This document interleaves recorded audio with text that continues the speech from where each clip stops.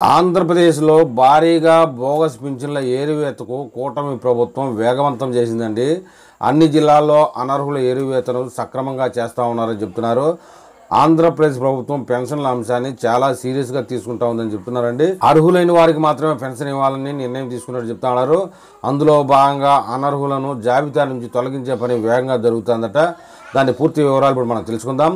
ఫిబ్రవరి 1వ తేదీ శనివారం వచ్చింది కాబట్టి ఈసారి ఫిబ్రవరి 1వ తేదీ పింఛన్లు ఇచ్చే అవకాశాలు ఉన్నాయి.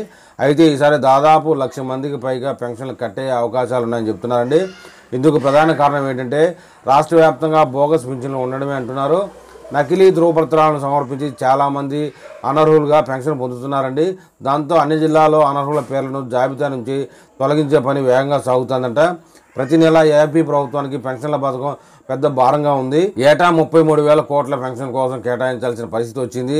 నిజంగా అర్హులకి ఈ పింఛన్ అందితే ఎలాంటి సమస్య ఉండదు. కానీ పెద్ద ఎత్తున అనర్హులు పెన్షన్ పొందుతున్నట్లు తనిఖీల ద్వారా తెలుస్తూ ఉంది. ఇదే ప్రభుత్వానికి ఆగ్రహం తెప్పిస్తున్న సంగతి అండి. ఈ బోగస్ పెన్షన్లపై జనవరిలో భారీ ఎత్తున తనిఖీలు చేసి తొలగించే పని మొదలుపెట్టింది. దివ్యాంగులకు ప్రభుత్వం నెలకి 6,000 రూపాయలు ఇస్తూ ఉందండి. పూర్తి వైకల్యం ఉంటే 15,000 రూపాయల చొప్పున కూడా ఇస్తూ ఉంది. అయితే ఇది మంచి ఉద్దేశంతో చేస్తూ ఉంటే దివ్యాంగుల పేరు చెప్పుకుని అక్రమార్కులు ఈ పెన్షన్ కొట్టేస్తున్నారండి.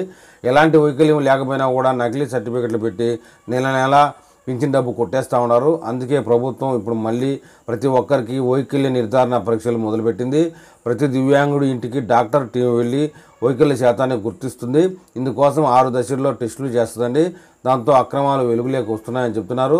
ఇది వరకు వాలంటీర్లు వైసీపీ ప్రభుత్వ హయాంలో చాలామందికి కొత్తగా పెన్షన్లు ఇప్పించారు. అయితే ఆ పెన్షన్లు పొందే వారిలో చాలామంది అనర్హులేనని చెప్తా ఉన్నారు. ఇందుకు కొంతమంది వాలంటీర్లు కమిషన్ తీసుకొని చేసినందువల్లనే అని కూడా చెప్తున్నారండి.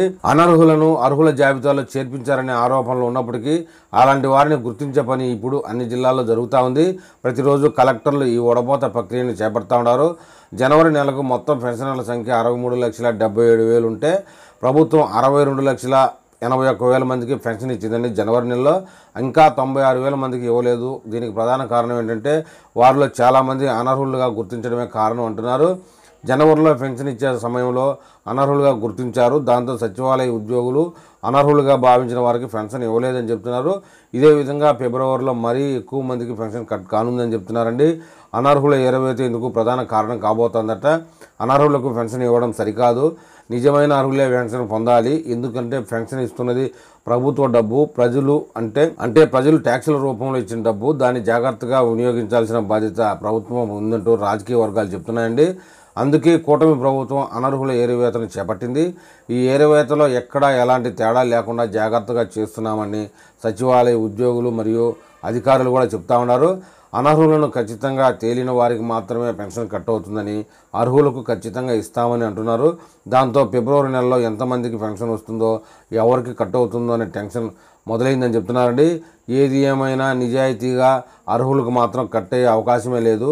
ఏదైనా బోగస్ సర్టిఫికెట్లు పెట్టుకుని అలాగా ఫేక్ పెన్షన్ తీసుకునే వాళ్ళు మాత్రమే టెన్షన్ పడాల్సి వస్తుందని చెప్తున్నారండి. మరి